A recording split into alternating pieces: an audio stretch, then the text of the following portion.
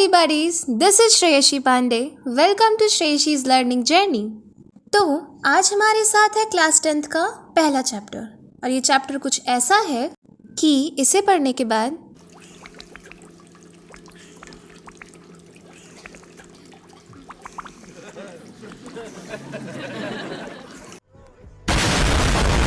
आई hope सो आप सब समझ ही गए होंगे।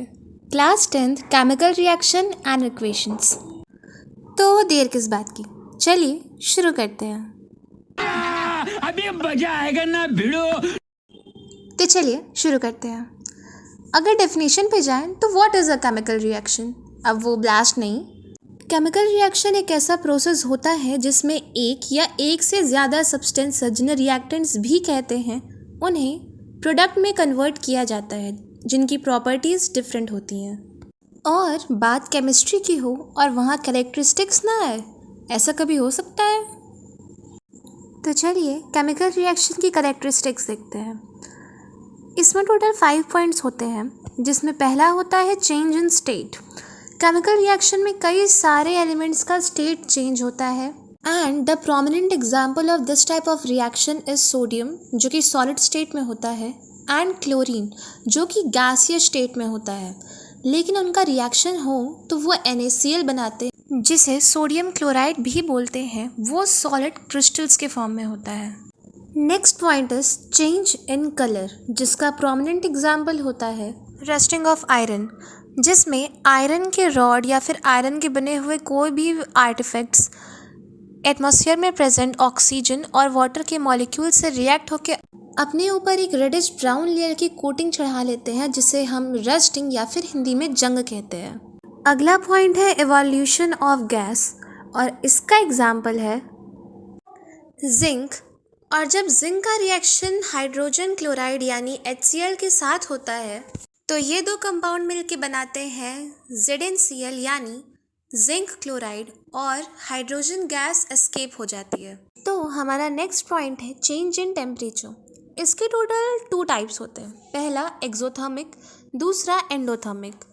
ये दोनों पॉइंट्स आई थिंक सो कि बोर्ड एग्ज़ाम के लिए इम्पॉर्टेंट हैं बिकॉज इनका क्वेश्चंस MCQ में पूछा जा सकता है। एक्सोथर्मिक रिएक्शंस क्या होती हैं? वो रिएक्शन जिसमें टेम्परेचर और हीट रिलीज़ होती है। For example burning of coal, जब कोयला जलाते हैं तो उसमें large amount of heat release होती है। सेकेंड एग्जाम्पल हो सकता है मेकिंग ऑफ क्विक लाइम, चूना जब घोला जाता है पानी में उसमें भी ample amount of heat release होती है। So they are the example of exothermic reaction. And then if you take a look at endothermic reactions, इसका सबसे बड़ा एग्जाम्पल होता है फोटोसिंथेसिस जिसमें हीट एब्जॉर्ब हो रही हो। ऐसी कोई भी रिएक्शन जिसमें हीट एब्जॉर्ब होती है उसे एंडोथर्मिक कहते हैं। Okay, so let's move to next point. So our next point is formation of precipitate. अब precipitate reaction के लिए कंसेप्ट होता है रिएक्टिविटी सीरीज का और दूसरा डबल डिस्प्लेसमेंट रिएक्शन का। तो अभी वो बात की चीज़ें हैं, पहले एग्जाम्पल पे फोकस करते हैं। Lead nitrate and potassium iodide. इस रिएक्शन में क्या होता है कि पोटेशियम लेड को डिस्प्लेस करके नाइट्रेट से रिएक्शन करता है जो कि पोटेशियम नाइट्रेट बनाता है। और सेकेंड फॉर्मेशन होता है लेड आयोडाइड का जो कि येलो कलर का प्रेसिपिटेट होता है जो टेस्ट ट्यूब के नीचे इनसॉल्युबल पार्टिकल्स के साथ सेटल डाउन हो जाता है। आई होप सो आपको ये टॉपिक समझ में आया होगा। चलिए नेक्स्ट टॉपिक पे चलते हैं। So our next topic is chemical equations. अब केमिकल इक्वेशंस, हम लोग तो रिएक्शन पढ़ते हैं शुरू से। What is an equation? अब ऐसा सोचें, इमेजिन करें कि हम किसी को भी कंपाउंड्स बता रहे हैं। अभी वर लाइक कि पोटेशियम मैग्नीशियम पूरा नेम से, सो दैट्स काइंडा कॉम्प्लेक्स। तो उसी के लिए केमिकल इक्वेशंस बनाई जाती हैं जिसमें उस पूरे एलिमेंट का या फिर उस मटेरियल का शॉर्ट फॉर्म यूज़ किया जाता है। अगर देखा जाए magnesium plus oxygen, magnesium oxide, and then if we talk about their equation it will be Mg plus O2 is equal to MgO। तो हाँ, एक बार के लिए कह सकते हैं कि Mg plus O2 MgO बोलने में थोड़ा वियर्ड लग रहा है, बट ये तरीका कंपैरेटिवली ईजी है लिखते समय या फिर उस एक मतलब नहीं होता ना कि हम लोग वो छोटे छोटे रिएक्शंस पढ़ रहे हैं, कुछ कुछ क्या होता है कि बहुत बड़े बड़े रिएक्शंस होते हैं, तो उसमें ये short form trick chemical equation लिखना वो बहुत ही ईजी होता है इन कंपैरिजन टू उनके लॉन्ग नेम्स लिखने में। अब इतनी छोटी सी रिएक्शन है Mg+O2 = MgO, अब उसकी वर्ड इक्वेशन कितनी बड़ी है, magnesium plus oxygen = magnesium oxide. आई होप सो आप सभी को ये टॉपिक समझ में आया होगा। चलिए नेक्स्ट टॉपिक पे चलते हैं। तो हमारा अगला टॉपिक है बैलेंस्ड केमिकल इक्वेशन। अब केमिकल इक्वेशन तो हम समझ गए, अब बैलेंस केमिकल इक्वेशन ये क्या होता है? तो इसके पीछे एक कंसेप्ट है लॉ ऑफ कंजर्वेशन ऑफ मास। अब पूरे केमिस्ट्री फिजिक्स या बायो में जहाँ आए कि लॉ ऑफ कंजर्वेशन, उसमें एक फ्रेज पक्का होगा, can neither be created nor be destroyed. अब law of conservation of mass क्या है? Mass can neither be created nor destroyed, मतलब कि किसी भी एटम का, किसी भी एलिमेंट का जो मास है वो ना तो क्रिएट किया जा सकता है और ना ही डिस्ट्रॉय किया जा सकता है किसी केमिकल इक्वेशन में। इसका मतलब रिएक्टेंट्स का टोटल मास प्रोडक्ट के टोटल मास के हमेशा इक्वल होता है। So if we talk about how to balance an equation, इसके लिए देखना पड़ेगा कि रिएक्टेंट्स यानी कि लेफ्ट हैंड साइड और प्रोडक्ट्स यानी कि राइट हैंड साइड में कितने मॉलिक्यूल्स का डिफरेंस है भी या नहीं। तो इसके लिए आइए एक एग्जांपल से समझते हैं। I don't say it's an example, so let's talk about how to balance chemical equations. तो अगर बोर्ड एग्ज़ाम के पर्सपेक्टिव से इसे देखा जाए तो केमिकल इक्वेशन के बैलेंसिंग इक्वेशन नियरली 1 या 2 मार्क्स के सिर्फ MCQ आते हैं, और बहुत रेयरली अगर CBSE का मन कर दिया तो वो वेरी शॉर्ट आंसर क्वेश्चंस में किसी क्वेश्चन के सब पार्ट में इसे दे सकता है। तो आइए देखते हैं कि how to balance a chemical equation step by step. तो ये एग्जाम्पल लिया गया है NCERT से ही, इसमें NCERT का पूरा प्रोसीजर दिया हुआ है how to balance chemical equation. So let's talk about the reaction. ये रिएक्शन FeSO4 की है, फेरस सल्फेट की, जिससे अगर एंडोथर्मिक रिएक्शन में हीट प्रोवाइड की जाए तो वो Fe2O3 यानी फेरिक ऑक्साइड प्लस SO2 यानी sulphur dioxide SO3 sulphur trioxide. अब किसी भी केमिकल इक्वेशन को बैलेंस करने का सीधा तरीका, पहले जितने एलिमेंट्स प्रेजेंट हैं उन सबको लिख लें। जैसे अब इस रिएक्शन में देखा जाए तो एक Fe मतलब आयरन, एक ये प्रेजेंट है, एक प्रेजेंट है सल्फर, उसे लिख लें, फिर ऑक्सीजन। तो ये 3 एलिमेंट्स इस रिएक्शन में हमें टोटली दिखाई दे रहे हैं। और फिर देखें कि रिएक्टेंट के साइड ये कितने हैं और प्रोडक्ट के साइड कितने हैं। पहले स्टेप को देखते हैं। Fe प्रोडक्ट्स में 2 है लेकिन रिएक्टेंट में सिर्फ 1 है, तो रिएक्टेंट्स में 2 लगा दें। फिर अब स्टेप 2, S एटम्स दोनों साइड काउंट करने हैं। यहाँ लेफ्ट पे भी 2 S एटम्स हैं सल्फर के एटम्स, और राइट में भी 2 सल्फर के एटम्स हैं, इसलिए ये भी बैलेंस है। तो सल्फर का एटम दोनों तरफ मतलब रिएक्टेंट में प्रोडक्ट दोनों में बैलेंस्ड है। नेक्स्ट स्टेप 3, अब काउंट करना है ऑक्सीजन। तो रिएक्टेंट में ऑक्सीजन 4 है और प्रोडक्ट में भी ऑक्सीजन 4 है। लेकिन अगर जैसे हमने कहा कि पहले हमें Fe के पहले हम लोगों ने 2 लगाया था, तो वो 2 सिर्फ Fe के लिए नहीं, वो पूरे रिएक्शन के लिए होगा, उस पूरे कंपाउंड के लिए होगा। तो 4 2 8 हो जाएगा। और सेम अगर इधर काउंट किया जाए तो हमारे पास टोटल ऑक्सीजन प्रोडक्ट के साइड 8 है, एंड इवन 2 4 8 रिएक्टेंट्स तरफ भी हमारे ऑक्सीजन 8 है। तो ऑक्सीजन के एटम्स भी ऑलरेडी बैलेंस्ड। अब वेरीफाई करते हैं, 2 Fe एटम्स दोनों साइड, 2 सल्फर एटम्स दोनों साइड, 2 8 ऑक्सीजन एटम्स दोनों साइड। तो हमारी ये रिएक्शन बैलेंस्ड हो चुकी है। तो आपको आई होप सो ये स्टेप समझ में आए होंगे। Now let's move to next topic. तो हमारा अगला टॉपिक है टाइप्स ऑफ केमिकल रिएक्शन। अब इसके कई टाइप्स होते हैं। पहला है कॉम्बिनेशन रिएक्शन। अब इस रिएक्शन की डेफिनेशन इसके नाम में ही छुपी हुई है, कॉम्बिनेशन। 2 या 2 से अधिक सब्सटेंसेस का कॉम्बिनेशन एक सिंगल प्रोडक्ट बनाए तो उस रिएक्शन को कॉम्बिनेशन रिएक्शन कहते हैं। जैसे हाइड्रोजन सबसे easiest example, hydrogen plus oxygen equal to H2O hydroxide means water. इसका एक सीधा आप समझते हैं, A+B is equal to AB। मतलब अगर और आसान और रेगुलर भाषा में समझें तो चीनी प्लस पानी is equal to sugar water. ठीक है, दो डिफरेंट कंपाउंड जिनकी प्रॉपर्टीज़ डिफरेंट है, जिनका सब कुछ कैरेक्टरिस्टिक सब कुछ डिफरेंट है, और उन दोनों को मिला के एक कंपाउंड बनाया जाए, एक सेपरेट एक सिंगल कंपाउंड, तो that is known as combination reaction. और इसका एक और एग्जांपल हो सकता है कैल्शियम ऑक्साइड यानी CaO, जैसा स्क्रीन पे लिखा भी है, प्लस H2O यानी water, they make calcium hydroxide CaOH whole twice. Okay, I hope से टॉपिक समझ में आया होगा। Let's move to next topic. अगला टाइप है डीकम्पोजिशन रिएक्शन। ये रिएक्शन कॉम्बिनेशन का एकदम अपोजिट है। कैसे, देखते हैं। कॉम्बिनेशन रिएक्शन क्या था कि दो या दो से अधिक सब्सटेंसेस मिलके एक प्रोडक्ट बनाते थे। डीकम्पोजिशन में क्या है कि एक सिंगल कंपाउंड या प्रोडक्ट टूट जाता है दो या दो से ज़्यादा सब्सटेंसेस में, जैसे PbNO3 का होल ट्वाइस।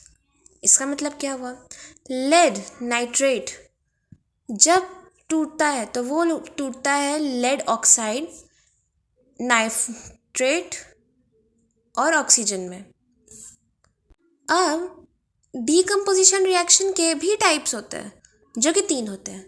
थर्मल डीकम्पोजिशन यानी हीट से, फोटोलिटिक डीकम्पोजिशन यानी लाइट से, इलेक्ट्रोलिटिक डीकम्पोजिशन यानी इलेक्ट्रिसिटी से। अब इन तीनों के एग्जाम्पल याद रखना बहुत ज़रूरी है।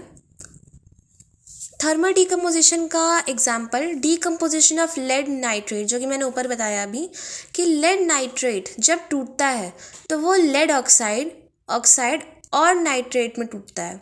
फोटोलिटिक डीकम्पोजिशन सिल्वर ब्रोमाइड, ये बहुत ज़्यादा इंपॉर्टेंट है क्योंकि ये एग्ज़ाम्स में अक्सर पूछता है, जिसका नाम है black and white photography. Decomposition of silver bromide यानी AgBr, ये जब टूटता है तो ये सिल्वर और ब्रोमाइड में टूटता है और इसी का यूज़ किया जाता है ब्लैक एंड वाइट फोटोग्राफी में। थर्ड आता है इलेक्ट्रोलिटिक डीकम्पोजिशन यानी इलेक्ट्रिसिटी की हेल्प से, और इसका best example, one of the best example is decomposition of hydroxide यानी वाटर, कि H2O को जब इलेक्ट्रोलाइट किया जाता है तो वो हाइड्रोजन और ऑक्सीजन में टूट जाता है। आई होप सो ये टॉपिक समझ में आया होगा। Now let's move to next topic. So the next type of reaction is displacement reaction. अब इसके लिए एक और कॉन्सेप्ट होता है रिएक्टिविटी सीरीज़ का, तो पहले चलिए उसे देखते हैं, फिर डिस्प्लेसमेंट रिएक्शन पे आएंगे। ठीक है, अब पहला सवाल कि रिएक्टिविटी सीरीज़ होती क्या है। रिएक्टिविटी सीरीज़ एक टाइप ऑफ सीरीज़ होती है जो most reactive to least reactive metals और एलिमेंट्स को एक सीक्वेंस में लगाती है। जैसे अगर इस इमेज में देखें तो हमें दिख रहा है कि सबसे मोस्ट रिएक्टिव कैटेगरी में ऊपर के एलिमेंट्स हैं। इसका मतलब potassium, sodium, calcium, magnesium, aluminium, zinc, iron, ये सब बहुत रिएक्टिव एलिमेंट्स माने जाएंगे, इंक्रीजिंगली रिएक्टिव। और tin, lead, copper, mercury, silver, gold, they are very less reactive in comparison to above ones. तो रिएक्टिविटी सीरीज हमें ये मदद करती है कि जो मोस्ट रिएक्टिव एलिमेंट है, मतलब जैसे कि कोई एक अगर बहुत ही ताकतवर, स्ट्रॉन्ग, फिजिकली फिट इंसान है और उसकी लड़ाई करवा दी जाए एक पतले से, दुबले से, छुई मुई इंसान के साथ, WWE करवा दिया जाए, तो कौन जीतेगा? ऑब्वियस ही बात है, जो स्ट्रॉन्ग रहेगा, फिजिकली फिट रहेगा, वही जीतेगा। That same happens in reactivity series. अगर डिस्प्लेसमेंट रिएक्शन के कॉन्सेप्ट पे फिर से आए तो हमने देखा कि जिंक कॉपर से ज़्यादा रिएक्टिव है। अगर वीडियो बैक करके आप रिएक्टिव सीरीज के चार्ट में फिर से देख सकते हैं। डिस्प्लेसमेंट रिएक्शन के एग्जाम्पल देखिए, क्योंकि केमिस्ट्री में क्या होता है ना कि डेफिनेशन से ज़्यादा कंसेप्ट पूछे जाते हैं और कंसेप्ट ही कहीं ना कहीं डेफिनेशंस के ओरिजिन होते हैं। तो कंसेप्ट क्लियर हो जाए एक बार तो डेफिनेशन तो आराम से बनाई जा सकती है। तो एग्जाम्पल में आए तो एग्जाम्पल दिख रहा है कि Zn वो एक अकेला मेटल है और CuSO4 यानी कॉपर सल्फेट ये एक कंपाउंड है।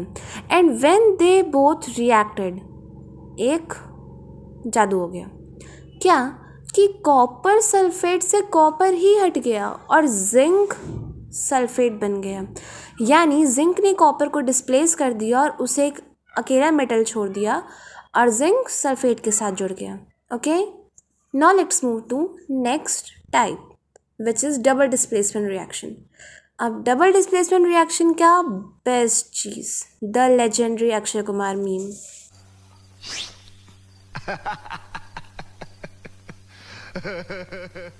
अब इस मीम का क्या मतलब था डबल डिस्प्लेसमेंट रिएक्शन में? तो इस मीम का मतलब ये था कि जब किसी दो कंपाउंड में आयंस का एक्सचेंज होता है, मतलब एक बार मीम फिर से रिप्ले करते हैं लेकिन इस बार केमिस्ट्री की भाषा में। मतलब डबल डिस्प्लेसमेंट का एग्जाम्पल को देखते हैं। एग्जाम्पल में अब क्या है देखा जाए, जैसा कि हमने रिएक्टिविटी सीरीज़ में देखा, Na यानी sodium is the second most reactive metal. तो जहाँ भी सोडियम पोटेशियम दिख जाए और उसके अलावा उन दोनों के अलावा कोई और मेटल दिख जाए तो आँख बंद करके रिप्लेस कर देना। क्यों? क्योंकि पोटेशियम और सोडियम आर मोस्ट रिएक्टिव, वो किसी भी मेटल को डिस्प्लेस कर सकते हैं। ओके, एग्जाम्पल पे आते हैं। एग्जाम्पल क्या है? Na2SO4 यानी sodium sulphate and second compound क्या है? BaCl2 यानी बैरियम क्लोराइड। और जब इन दोनों का रिएक्शन हुआ तो दो चीज़ें बनी, BaSO4 यानी बैरियम सल्फेट और NaCl यानी सोडियम क्लोराइड। अब ऐसा क्यों हुआ? शुक्ल मीम हुआ ना। क्यों? क्योंकि Na पहले SO4 के साथ था लेकिन अब NaCl2 के साथ हो गया है, और पहले BaCl2 के साथ था और BaSO4 के साथ हो गया। क्यों? क्योंकि यहाँ पे फिनोमेना जो हुआ उसे कहते हैं double displacement reaction. I hope so topic समझ में आया होगा। Now let's move to next topic. अब the next type of reaction is redox reaction. अब देखिए रिडॉक्स रिएक्शन क्या होती है। Redox is made up of two words, re and ox. Re का मतलब रिडक्शन एंड ऑक्स का मतलब ऑक्सीडेशन। अब ऑक्सीडेशन रिडक्शन होता क्या है? तो जैसा कि हम देख सकते हैं, ऑक्सीडेशन या तो ऑक्सीजन का लेना या फिर हाइड्रोजन का खोना, दैट्स नोन एज ऑक्सीडेशन। और रिडक्शन क्या होता है? या तो ऑक्सीजन का जाना या फिर हाइड्रोजन का लेना, यानी कि लॉस ऑफ ऑक्सीजन और gain of hydrogen, this is known as reduction. अब इसका एग्जाम्पल है जो कॉपर ऑक्साइड प्लस H2। अब इसमें कि दोनों एलिमेंट दिख रहे हैं, O भी और H भी, मतलब ऑक्सीजन भी हाइड्रोजन भी। और जब इन दोनों को साथ में रिएक्ट कराया गया तो Cu अकेले है, मतलब कॉपर अकेले हो गया और हाइड्रोजन ऑक्सीजन के साथ रिएक्ट कर गया। इसका मतलब क्या हुआ कि CuO यानी कॉपर ऑक्साइड रिड्यूस हुआ है और हाइड्रोजन ऑक्सीडाइज हुआ है। So the next one is exothermic and endothermic reactions. अब ये नाम से पता चल रहा है कि exothermic, thermal means heat and exo means releasing of heat. मतलब जिस रिएक्शन में हीट रिलीज होती है उसे एक्सोथर्मिक रिएक्शन कहते हैं, जिसका सबसे बेस्ट एग्जाम्पल है कंबशन ऑफ फ्यूल्स, जैसे कोयला जलाना, पेट्रोल, डीजल, ये सब जलाना जिससे हीट रिलीज होती है। Second is endothermic. Endothermic means heat का एब्जॉर्ब होना, ठीक एक्सोथर्मिक का अपोजिट, जिसका सबसे बिगेस्ट एग्जाम्पल है फोटोसिंथेसिस। आई होप से टॉपिक समझ में आया होगा। Now let's move to the last topic of this chapter. तो here comes the last topic of this chapter, effects of oxidation in everyday life. इसके दो इफेक्ट्स होते हैं, पहला कोरोजन, दूसरा रैंसिडिटी। कोरोजन क्या होता है? कोरोजन तो हमने सुना होगा कि जब मेटल्स ऑक्सीजन और मॉइस्चर दोनों के साथ रिएक्ट करते हैं तो उसे कोरोजन कहते हैं। जैसे कि हमने देखा होगा आयरन, मतलब जो लोहे के आर्टिफैक्ट्स होते हैं उन पे जंग लग जाती है, जस्ट लाइक दिस। तो अब इसका साइड इफ़ेक्ट ये पड़ता है कि वो जो लोहे का आर्टिफैक्ट्स है, कोई भी मेटल का कोई भी चीज़ है, वो ख़राब होने लगता है, कोरोड होने लगता है। अब जिस चीज़ की प्रॉब्लम है, सॉल्यूशन तो होगा ही। आते हैं प्रिवेंशन पे। अब लोहे या किसी भी मेटल के किसी भी चीज़ को प्रोटेक्ट करने के लिए चार चीज़ें की जा सकती हैं। पहला पेंटिंग, हम देखते हैं कि घर के लोहे के दरवाज़ों पे पेंट कर दिया जाता है कि वो ख़राब ना हो। ऑयलिंग, प्रॉपर ऑयलिंग से भी उस पर ग्रीस और रस्टिंग नहीं लगती है। गैल्वनाइजेशन, ये भी इम्पॉर्टेंट टर्म है। इसका मतलब होता है किसी भी मेटल के चीज़ पे जिंक की कोटिंग कर देना जिससे वो रस्ट या फिर कोरोड नहीं होता है। और एलॉइंग, एलॉइंग मतलब एक या दो से ज़्यादा मेटल्स को, मतलब बहुत मेटल्स को, मिनिमम 2 मेटल्स को आपस में मिक्स किया जाए जिसमें प्रॉपर्टी दोनों की दिखे, स्ट्रेंथ दोनों की हो, सब कुछ हो, उसे एलॉय कहते हैं, जो कि स्ट्रॉन्ग होता है, ज़्यादा ड्यूरेबल होता है। Now let's move to the next which is rancidity. अब रैंसिडिटी क्या होती है? ये एक डेली लाइफ चीज़ है जो कि कुछ फूड नहीं स्पॉइल हो जाते हैं, just like chips not properly packed, just like this, तो हम कहेंगे कि ये फूड स्पॉइल हो चुका है।